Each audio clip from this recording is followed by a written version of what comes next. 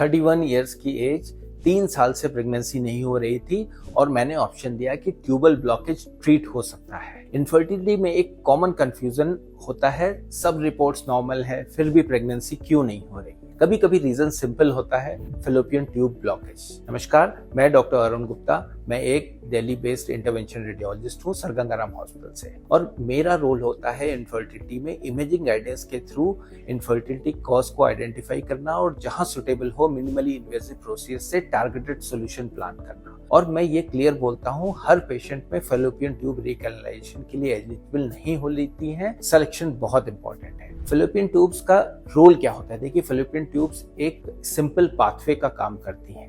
Eggs ovary से release होता है, ट्यूब के थ्रू ट्रेवल करता है, स्पर्म से यूट्रस में मीट करता है, फिर यूट्रस तक ये चीज रीच होती है। अगर ट्यूब ब्लॉकेज है तो एग और स्पर्म का मीटिंग पॉइंट ही डिस्टर्ब हो जाता है, सो कंसेप्शन डिले हो सकता है। क्या आपकी प्रेगनेंसी डिले हो रही है 2 इयर्स या 3 इयर्स से ज्यादा और आपका वर्कअप में एसएचजी टेस्ट हुआ है कि नहीं, ये 2 पॉइंट इवैल्यूएशन होता है, इंपॉर्टेंट होता है। सबसे पहला, ट्यूबल ब्लॉकेज टाइप। सिलेक्शन क्यों मैटर करता है? ट्यूबल ब्लॉकेज ब्रॉडली 2 लेवल्स पे डिस्कस होता है। प्रॉक्सिमल ब्लॉकेज मतलब ट्यूब की स्टार्टिंग पे यूट्रस के पास, या डिस्टल ब्लॉकेज ट्यूब का एंड पार्ट जो ओवरी की साइड होता है। प्रॉक्सिमल ट्यूबल ब्लॉक कभी कभी स्पैज्म, म्यूकस प्लग या इन्फ्लेमेशन के कारण भी ब्लॉकेज दिखाई दे सकता है और सिलेक्टेड केसेस में ट्रीटमेंट पॉसिबल होता है। डिस्टल ब्लॉकेज ऑफन ज्यादा कॉम्प्लेक्स होता है, वहां अप्रोच डिफरेंट होती है। प्रॉक्सिमल ब्लॉकेज जो कि काफी केसेस में ट्रीटेबल होता है, डिस्टल ब्लॉकेज का डिफरेंट ट्रीटमेंट प्लान होता है। ये समझाने के लिए, जैसे स्ट्रॉ के स्टार्ट में अगर थोड़ा जैम हो जाए तो क्लीनिंग से ओपन हो सकता है, लेकिन स्ट्रॉ का एंड अगर क्रश्ड हो तो सिर्फ क्लीनिंग से सॉल्व नहीं होता। सबसे पहले समझते हैं कि एचएसजी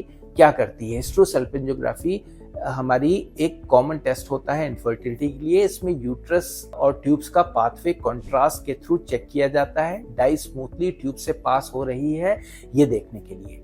एचएसजी सिर्फ ब्लॉक नहीं बताता, ब्लॉक का टाइप, लोकेशन का आइडिया भी देता है।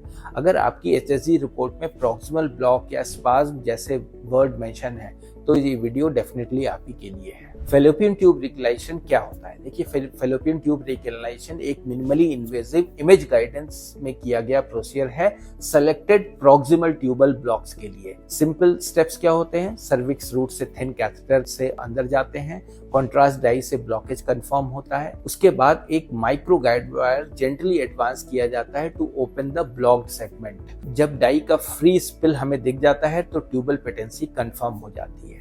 इसमें कोई इंसेशन नहीं लगता, short recovery period, tube open होना प्रेगनेंसी की गारंटी तो नहीं है, बट राइट पेशेंट सिलेक्शन में नेचुरल कंसेप्शन के चांसेस को इम्प्रूव करता है। ब्लॉक के लोकेशन पे प्रॉक्सिमल या डिस्टल, इन्फेक्शन की history, pelvic inflammatory disease, endometriosis का suspicion, duration of infertility, age and overall fertility factors, partner के semen parameter and ovulation status. Infertility एक मल्टी फैक्टोरल प्रॉब्लम्स हो सकती है, इसलिए एफटीआर तब यूजफुल होता है जब ट्यूबल फैक्टर्स ही कंट्रीब्यूट कर रहे हैं। गोल प्रोसीजर करना नहीं होता, गोल करेक्ट कॉज आइडेंटिफाई करना और उसी का टारगेटेड प्लान बनाना होता है। अगर प्रेगनेंसी डिले हो रही है, स्टेप वाइज इवैल्यूएशन जरूरी होता है, specially tubal factors rule out करना। इस बारे में आपके कोई और सवाल हो तो कमेंट सेक्शन में पूछ सकते हैं, मैं हर एक सवाल का जवाब जरूर दूंगा। धन्यवाद।